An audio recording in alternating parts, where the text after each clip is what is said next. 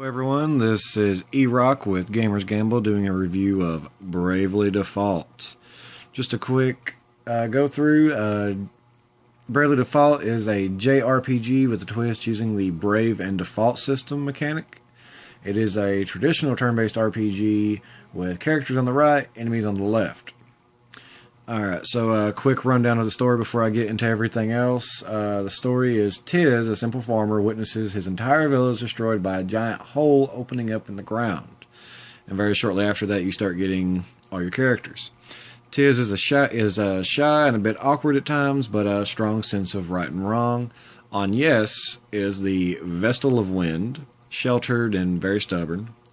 Ring-a-Bell is an amnesiac, holds a mysterious journal holding information that has not yet passed, also holds information on jobs, items, monsters, and other information, even events.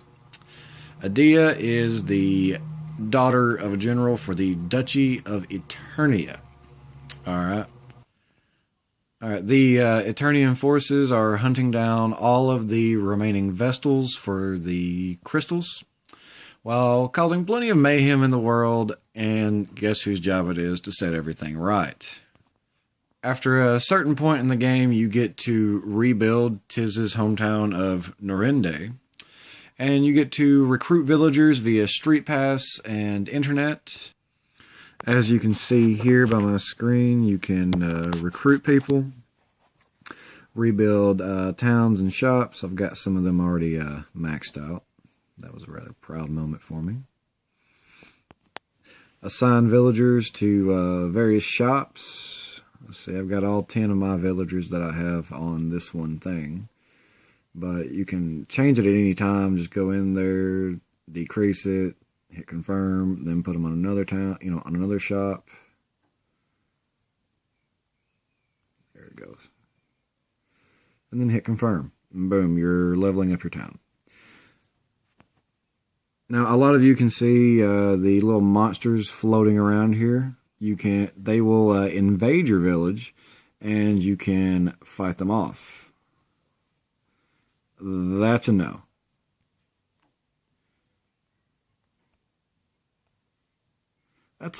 Yeah, I can't say what I want to say about that one, but you get the idea. I can go in and fight them.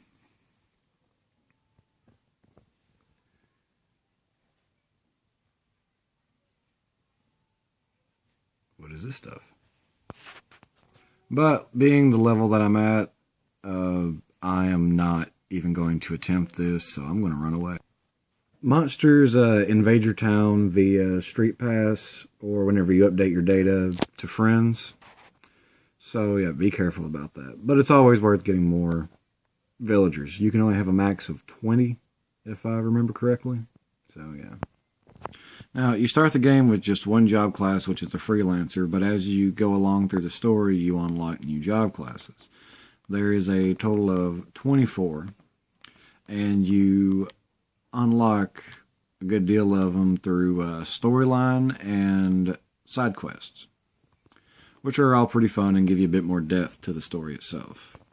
Alright, now from each of these job classes, you unlock new abilities, attacks, and stuff like that. As you can see, you can go in and you can equip other job commands, which is a secondary job, and support abilities.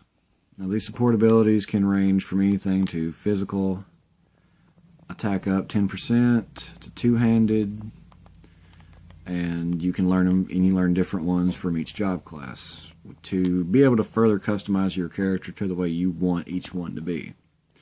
Right now, I've got Tiz as a Valkyrie, which is the new Dragoon. And I got Spear Lore and BP Skill Lamp.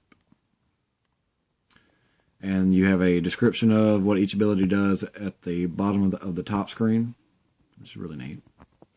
You can also do what is known as a Link, which is link your job class with your friends if you have any. Right now, all I have is a few of the friend bots and Palbot. Palbot, BuddyBot, FriendBot. Yeah. And what that does is it can boost your job classes by whatever your buddy or friend bot is. So Palbot, he's got level 2 Freelancer, level 2 Monk. You know, it shows out the abilities that they have on each one. And, yeah, so it's really neat. You can really help your friends out by doing that. You also have a little box that tells you, you know, like who all is in your friends and who all is in your guests. Which guests are who you find through Street Pass. You also have special attacks, which depending on what weapon you're using, will show you like how to get those under what condition. Like with the sword, it's brave 10 times. It's not by job class, it's by the weapon equipped. It gets pretty up there. I have Tiz as a Valkyrie, so he's using a spear. And inflict physical damage on 10 enemies, 20, and 30. Pretty neat. While running around on the map, you have your gameplay going on the top screen and your map on the bottom. You have exclamation points telling you where you need to go, so you don't ever really get lost if you take a little bit of a break from the game, which is very helpful. You can also go into your tactics section of your menu, go down to configuration, difficulty, and you can change a lot of the stuff, like whether or not you gain experience, acquire PEG, which is your money, acquire job points, the difficulty of the game itself, and your enemies, and even your encounter rate, which I think that comes in very handy. You can set it to half, well, you can turn it completely off, set it to half, normal, plus 50%, and double encounter rate, which I use this a lot whenever I'm just wanting to grind and level up a bit. All right. Battles are done in random encounters, and you have your top screen, which displays your enemies, bottom screen displays everything else. Now, what makes Bravely Default unique from any other RPG out there is the Brave and Default mechanic. You can go to Brave, and it allows you to expend a BP to have an extra attack with that character. And you can do it up to 4 attacks. And then you just pick an enemy, and then it's the next person's turn. You choose what you want, or you can default and store that BP for later use. Now I have Tiz and Edea as my heavy hitters, my fighter types. So I use Brave a lot with them. And then you hit go. You attack your enemies, whichever ones you tell them to do. I think I'm doing pretty well. You can also fast forward. You can start out in regular speed, fast forward, double fast forward, which really speeds things up. Or you can even pause frame, which is really neat. Alright, at the end of each battle, you get experience, PEG, and job points for your characters. Oh, my Valkyrie just leveled up. Another thing that you can do is what is known as Bravely Second. Now, to use Bravely Second, you hit the start button, and that will use one of your SP. You can only have a maximum of 3. Now, you accrue SP by having your 3DS in sleep mode for at least 8 hours, which is easy to do. So Bravely Second, you now freeze time, and you're able to have any one of your 4 characters go in and do an attack.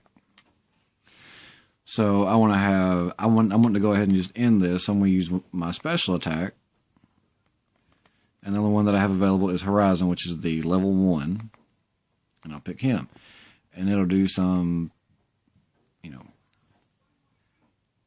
display a message which you can change, and he'll do his little special attack. And usually has varying effects. And you can change it to anything hilarious and funny and goofy, and I did that. Not proud of it while I'm recording this, though. Overall, Bravely Default is an amazing game. I highly recommend it to anybody who loves RPGs, Final Fantasy. I highly recommend it. So go out and get it. Hit like if you liked my review. Let me know what you didn't like. I can't wait to hear from you.